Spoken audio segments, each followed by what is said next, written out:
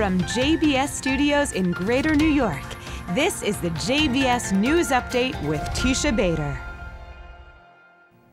I'm Teisha Bader with the JBS News Update for Friday, December the 29th, 2017. 3 rockets were fired at Israel today from Gaza and seemed to deliberately target a ceremony that was being held for a slain IDF soldier.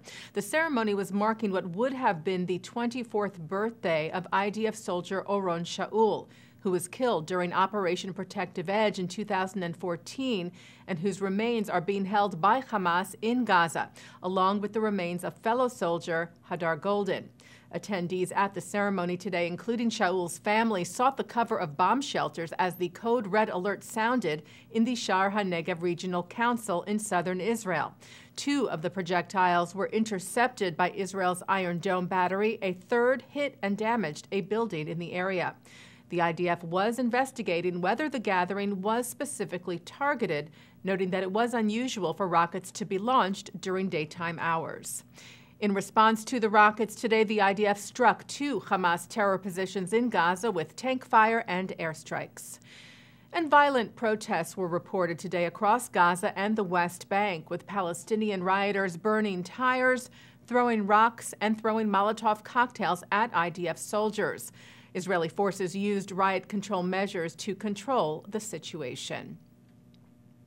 Former Nazi guard Oskar Groening is closer today to going to jail for his crimes.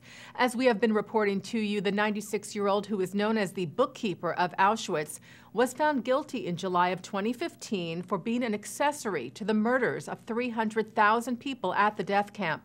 He has appealed a number of times, citing his poor health, but today, Germany's constitutional court said that the high age of the applicant is in itself not sufficient to refrain from enforcing the criminal penalty. The court also stressed that Groening has been found guilty of, quote, complicity in murder in 300,000 cases, something that lends particular weight to the enforcement of the punishment. It remains to be seen whether Groening will actually be placed behind bars and serve his 4-year sentence. Ynet reports that the Israeli government has a new plan of attack, together with diaspora Jewry, against the boycott, divestment, and sanctions campaign.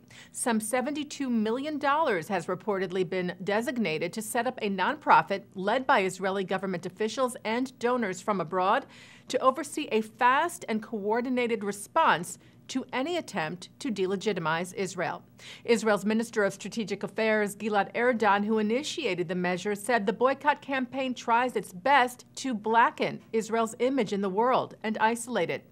Billions of people, he said, are exposed to incitement and untruthful propaganda that undermines Israel's legitimacy as a Jewish state and the moral justification for its existence. Erdogan added that a joint response from the government and pro-Israel organizations will be a significant force multiplier to the government's own efforts and will assist us in turning back the tide of BDS and defeat it. Well, 2017 was a very good year for tourism in Israel, according to a report by Israel's Business Daily Globes, citing the country's Ministry of Tourism.